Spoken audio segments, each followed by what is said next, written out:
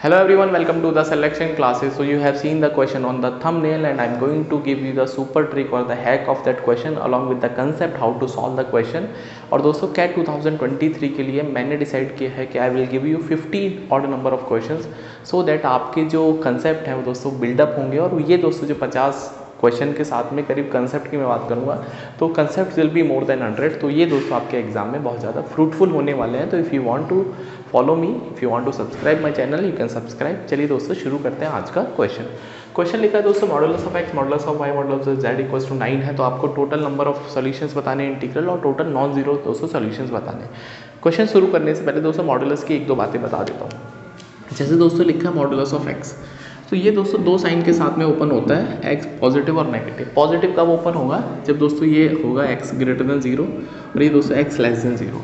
अब सर ये जीरो कहाँ से बीच में टपक गया, मैं आपको बता देता हूँ। जैसे दोस्तों भाई मॉडुलस ऑफ एक्स को आप ऐसे भी तो लिख सकते हैं, सर लिख सकते हैं, तो जीरो दोस्तों यहीं से आ गया। अच्छा सर जीरो के अलावा कुछ और लिखा होगा, जैसे एक्स प्लस थ्री लिखा है दोस्तों मॉडुलस के अंदर एक्स प्लस थ्री। तो आपको दोस्तों क्रिटिकल पॉइंट पता होना चाहिए। इसका क्रिटिकल पॉइंट क्या होगा कि आपको कुछ नहीं करना दोस्तों, जो मॉडुलस के अंदर वैल्यू है ना उसको उठा के जीरो रख देना, तो एक्स की वैल्यू -3 आ जाएगी। कितनी आएगी दोस्तों? -3। अब जब आप इस एक्सप्रेशन को मॉडुलस के बाहर दोस्तों निकालेंगे तो दो साइन के साथ में दोस्तों ओपन होगा, एक तो एक्स प्लस थ्री, एक दोस्तों minus of x plus three. अब दोस्तों ये पॉजिटिव कब होगा? जब एक्स की वैल्यू -3 से बड़ी होगी या उसके बराबर होगी। तो x would be greater than equals to -3 and यहाँ पे दोस्तों x would be less than equals to -3, not equals to less than -3। तो आई होप दोस्तों मॉडुलस आपको ओपन करना आ चुका होगा। तो मोटा मोटा कहने की बात है कि मॉडुलस जब भी आएगा दोस्तों अपने साथ दो साइन लेके आता है, एक पॉजिटिव और एक नेगेटिव। चलिए दोस्तों इस सवाल का सोल्यूशन करते हैं। So I am just considering the equation without modulus positive, उसके बाद दोस्तों हम साइन का एडजस्टमेंट करेंगे इसमें। तो सपोज दोस्तों we have question x plus y plus z equals to 9 because I have taken all the positive sign. बाद में नेगेटिव पॉजिटिव को बाद में एडजस्ट कर सकते हैं, बट अभी हमने प्राइमरी फेसियम में इसको तीनों को पॉजिटिव ले लिया। अब दोस्तों यहाँ से दो बातें जाती हैं। सबसे पहले दोस्तों केसेस क्या बनेंगे? तो केसेस 1 दोस्तों ये हो सकता है कि एक्स वाई जेड तीनों में से नॉट इक्वल्स टू जीरो, तीनों कोई जीरो नहीं हो सकते और तीनों को मिला के 9 लेके आना है। दूसरा दोस्तों केस ये हो सकता है, केस नंबर 2 कि एक्स और वाई और जेड इक्वल्स टू जीरो। ठीक है, दैट इज एनी वन, किसी एक को दोस्तों आप जीरो कर सकते हैं। एंड लास्ट केस दोस्तों जो बनेगा केस नंबर 3, यहाँ से दोस्तों x comma y, y comma z और जेड कॉमा एक्स, इन तीनों को दोस्तों तीन में से दो एक साथ जीरो हो सकते हैं। उसके अलावा दोस्तों एक नॉन जीरो, बिकॉज तीनों जीरो हो जाएगा तो फिर 9 आने का तो सवाल ही खत्म हो जाएगा। ठीक है, तो दोस्तों बारी बारी से हम केस की शुरुआत करते हैं। तो यहाँ से दोस्तों जो आपको सॉल्यूशंस मिलने वाले हैं जब x y z not equals to zero, तो यहाँ से दोस्तों जो सॉल्यूशन मिलेंगे वो नॉन जीरो सॉल्यूशंस होते हैं। क्या होते हैं दोस्तों? Non zero solution. तो सेकंड वाले का दोस्तों जो आंसर आएगा non zero integral solution, non zero integral solution, ये दोस्तों इसी वाले केस का आंसर है। बाकी ऊपर वाले क्वेश्चन के लिए दोस्तों तीनों केस को हमको देखना पड़ेगा। चलिए दोस्तों शुरू करते हैं सवाल का solution. I am writing from this end. तो I have x plus y plus z equals to 9।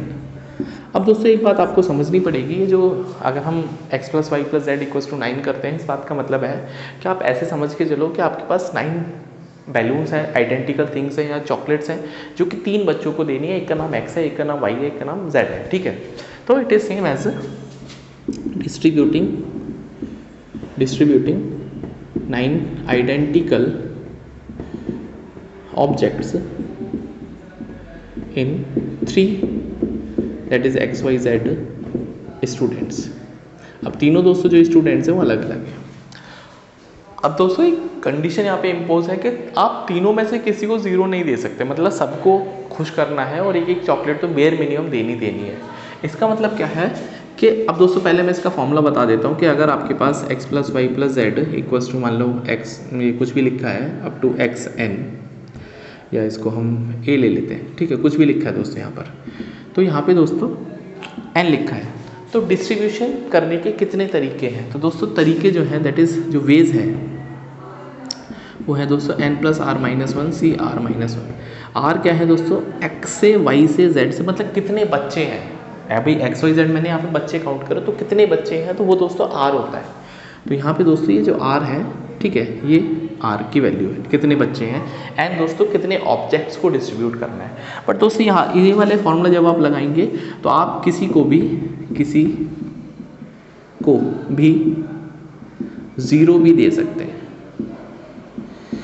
तो दोस्तों हमको 0 भी दे सकते हैं इस वाले फॉर्मूले को यदि मैं लगाता हूँ, बट हमको 0 नहीं देना है इस वाले केस में। हम चाहते हैं कि विदाउट 0 हम किसी को डिस्ट्रीब्यूशन करें। तो दोस्तों आपको एक बात समझनी पड़ेगी कि आप एक काम करिए, x को थोड़ी देर के लिए p+1 मान लीजिए, y को दोस्तों q+1 मान लीजिए और z को दोस्तों r+1 मान लीजिए।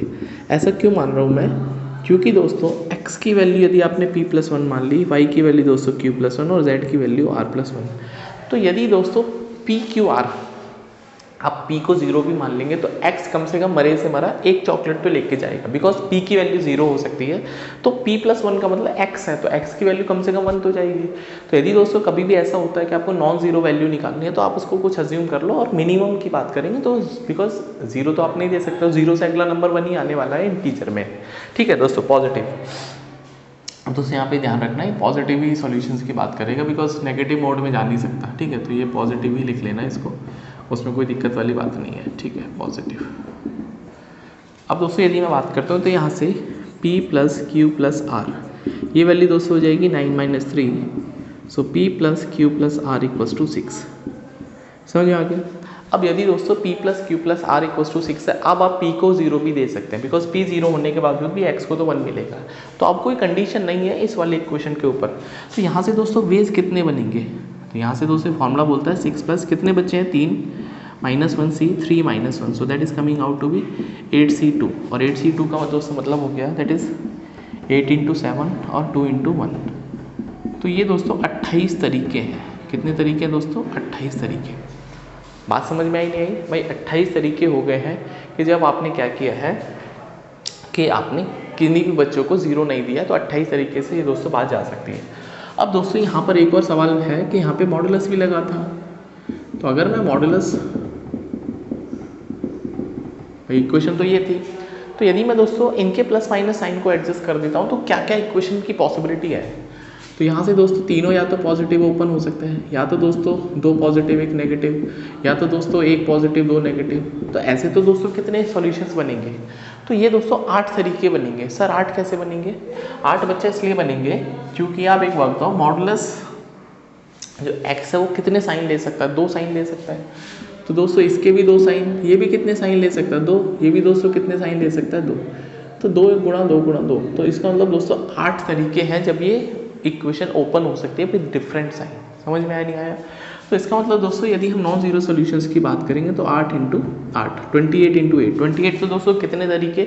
अब दोस्तों ये जो तरीके हैं वो 8 इक्वेशंस पे अलग अलग होंगे, सबके लिए 28 ही आने वाला है, लेकिन दोस्तों प्लस माइनस साइन को एडजस्ट करेंगे तो 28 × 8 कितना हो जाएगा भाई, 28 × 112 224, ठीक है 224, ठीक है।